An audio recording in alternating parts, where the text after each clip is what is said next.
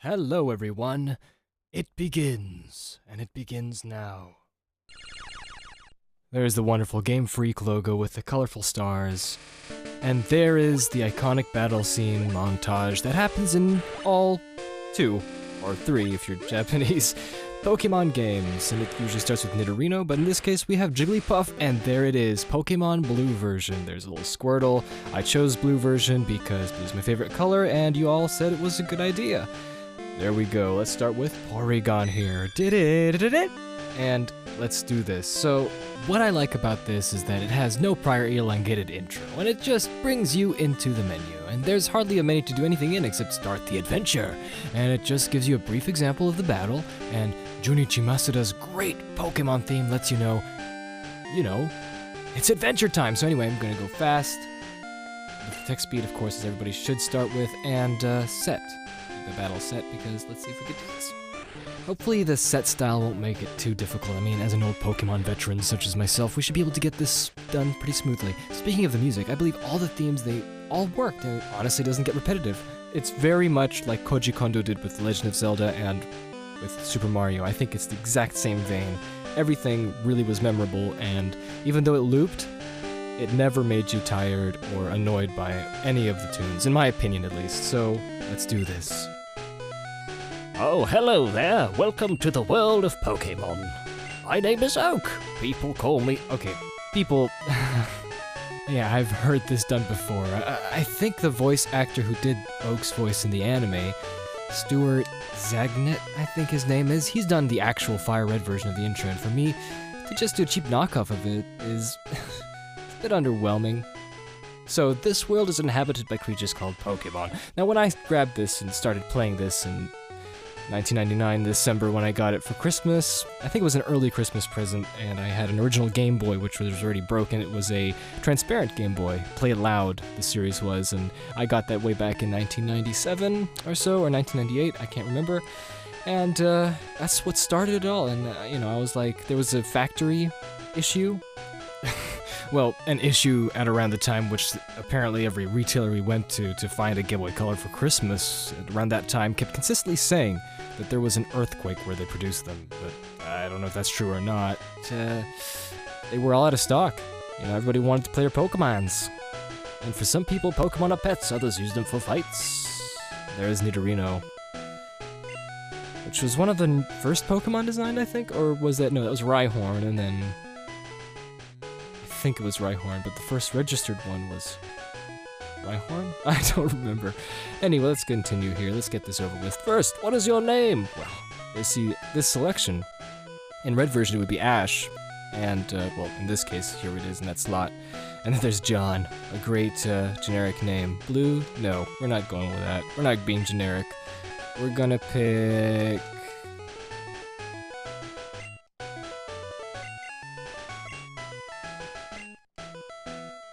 Yep, that sounds about right. Right, so your name is Cool Guy. This is my grandson. He has great hair. Just got out of bed, actually. He's been your rival since you were a baby, competing which one of you could poop in your diapers the most. Those were terrible times. Now, I would pick Red or Ash or Jack. Jack's a good one, Jack. But we'll just make up a new one here.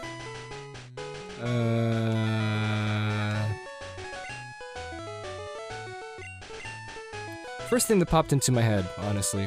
He seems like a good rival. That's right, I remember now. His name is Arian. Cool Guy. Your very own Pokemon legend is about to unfold. A world of dreams and adventures with Pokemon awaits. Let's get out of here.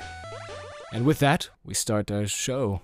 This is the SNES, because back then it was all the rage, and I have to tell you, this lullaby music, very beautiful. This wonderful room that I have, very empty. But the colors, and the palette town, and the motifs for all the ideas here, motifs for all the ideas, I think that's correct, is just really nice. And I couldn't say anything more, but with the technology they had back then, like the really startup company sort of technology, really, really basic, but I really think they implemented it in a way that complemented the theme and idea of this world, and really made a perfect storm, in my opinion, of design and It's my first time doing this, okay? I'm being put on the spot here. This guy talks about technology all the time, and I think he does that throughout the entire Pokemon series. He's just outside Oak's or any other professor's lab, and he's just, technology is amazing! This lady has no home, and she's just walking around, wandering around in her, what do you call it? A nightgown, as it were, as it seems.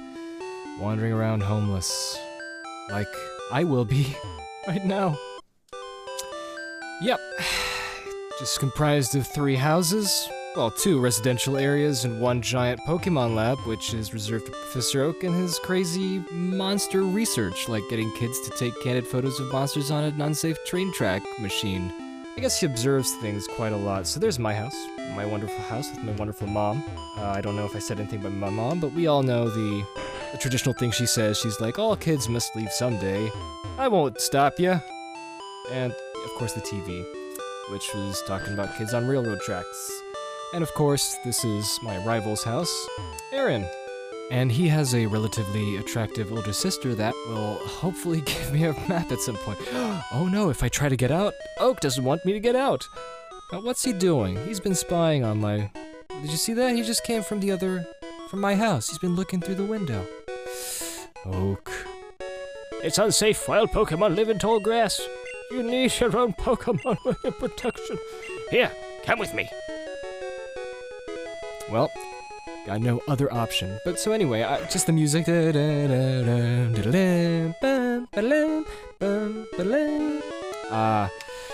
Gramps, I'm fed up with waiting. Aaron, let me think. That's right, I told you to come. Just wait. Yeah, cool guy. Here, 3 Pokemon here. He thinks this is funny. This isn't funny. This is serious business. Inside Pokeballs. When I was young, I was a serious Pokemon trainer. In my old age, I've only 3 left. But you can have one. Choose. Hey, Gramps, what about me? Be patient, Terry, you can have one too. Yeah, Aaron, wait for me. Wait for me. I'm the chosen one. It's for me. So, we have these 3 choices, but first let's talk about the lab. I really love the lab because it's so basic. I mean, of course, I'm gonna be saying basic a lot in this playthrough, I'm afraid.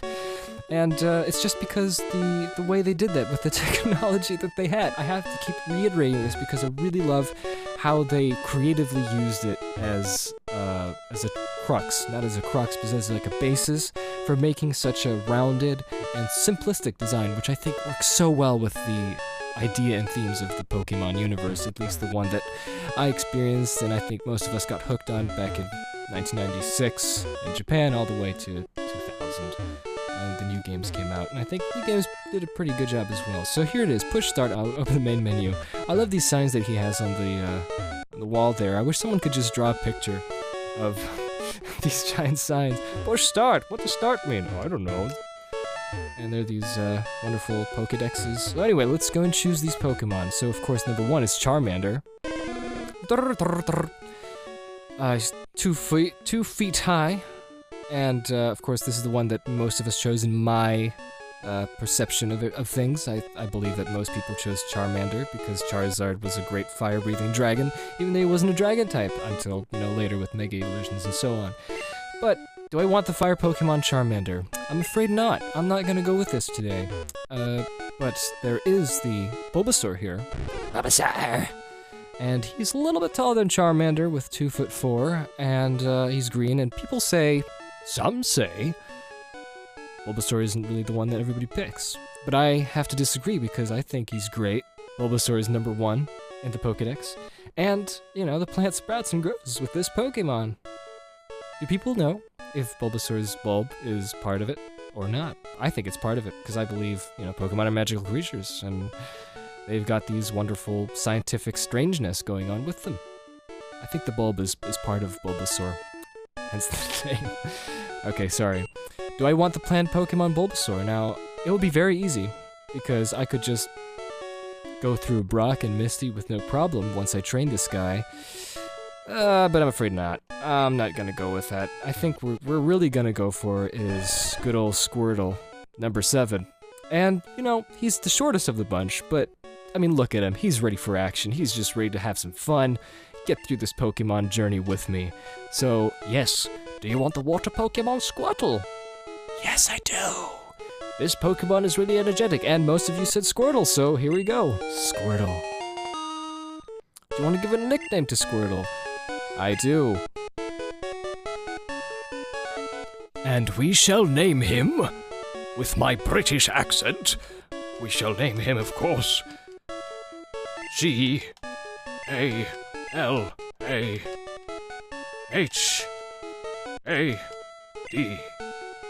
Galahad the Strong. Which was, of course, given by Mr. Ninja 163, I think. I should have written this down. 613, Mr. Ninja 613. Good job, you're the winner in this case, but there's gonna be plenty more Pokemon for everybody to nickname because I'm not good at those. Alright, so Aaron will take this one then. Of course, Bulbasaur or Charmander. Poor guy's gonna be left out of this playthrough. Or will he? Anyway, let's see. Mr. Oak. Mr. Prof Oak, Mr. Oak, Prof. If a wild Pokemon appears, your Pokemon can fight against it. Thanks for encouraging violence. Okay, so anybody notice the back of Aaron over here? I mean, is that a backpack? Because look, my back is kind of the same. Does he have a backpack too? Too bad we didn't have that in the actual art. He kind of just, you know, kind of wears casual things. Kind of casual. Oh! Wait, cool guy. Let's check out our Pokemon. Come on, I'll take you on. And so, the first battle starts.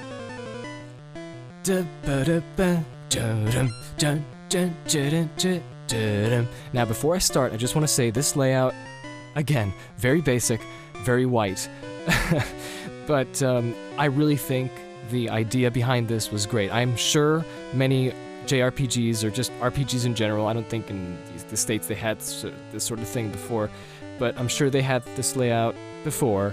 But I have to say, when it comes to Pokemon, even though it's so simple and so, again, basic, I just feel like these colors, even though it's Super Game Boy, I understand this, you know, if it was Game Boy Color, I would be using, you know, for my Game Boy Color colors, which used to be, you know, blue with the animated sprites being red. But in this case, these colors just work so well, and the wonderful, ugly, well, yeah, they're pretty ugly. I mean, I can't really beat around the bush with this, but they've got their own really rustic feeling charm in this particular version. You know, the anime and artwork for the creatures were in their true interpretations, representations, but this just became a more, I don't know, more rough-looking representation to it. I mean, the mystery behind this, though, is which came first? Were the programmers or the sprite designers looking at Ken Sugimori's completed key art, or were they just designing the creatures from the beginning with these sprites as the basis? But it makes you wonder how they couldn't get them looking like they did in non-sprite design. Someone should explain this. Now, he's using Growl, and I'm gonna go ahead and go tail whipping. In the past, I used to always use offensive attacks, but, you know, you see the value of the opposite, and with some patience, it'll work out.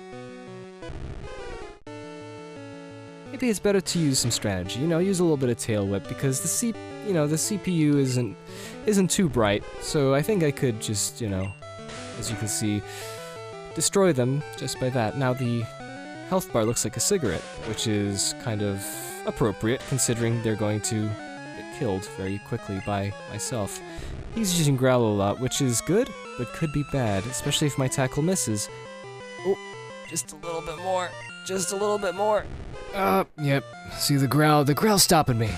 Go, Galahad, show them. Oh, come on.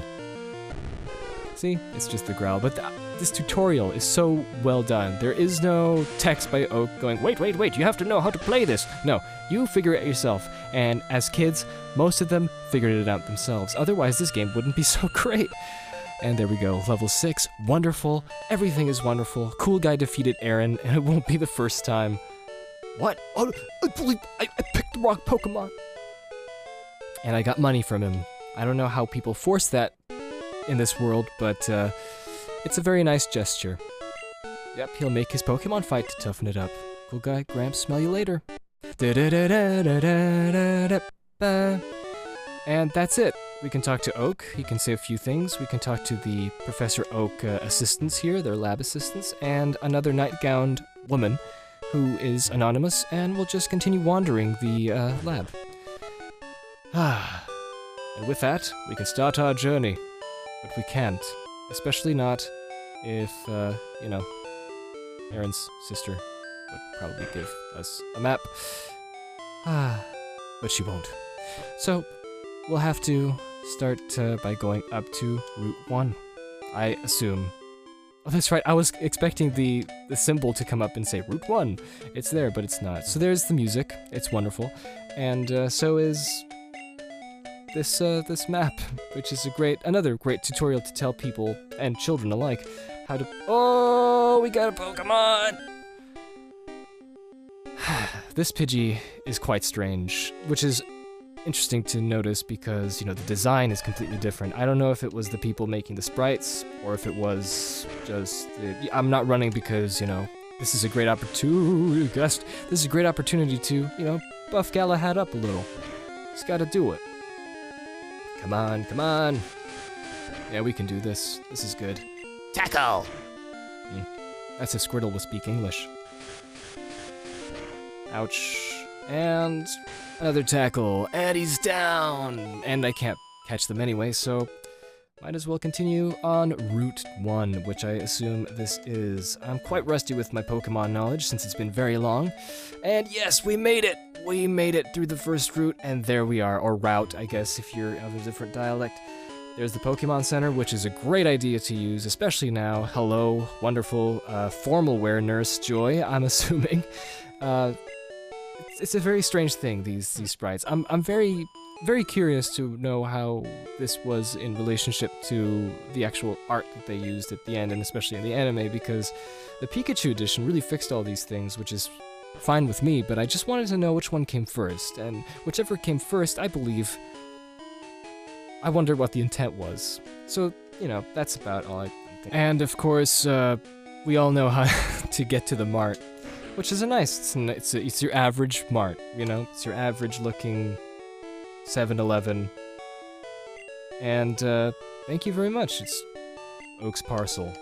I don't remember if you were supposed to get his parcel or not, so I'm sure many children my age back in 2010, what am I talking about, 1999, went around and started exploring the area. I did that a lot too, and I had no idea what to do, and frankly, I think that's fantastic, because you just get to explore, look for the Pokemon world and stuff like this. Here's this drunk guy, but of course in the English American version they changed it to, oh, he hasn't had his coffee yet, he's, you know, blah blah blah. I kind of like the drunk guy better, you know. It kind of just makes it seem more plausible. Who hasn't seen a passed out drunk man blocking your way through a city? I mean, come on. No, but I understand the intent of changing it for what probably might have put off, like a handful of parents, I guess. Oh, look, I'm going down. So we have to go all the way down and find another Pokemon. Alright, so there's another Pidgey. Hopefully it'll be on a lower level. Thank you, lower level. Go, Galahad. So anyway, it's going to be really difficult for me to talk while I'm concentrating on fighting a bunch of Pokemon, but I'll try anyway.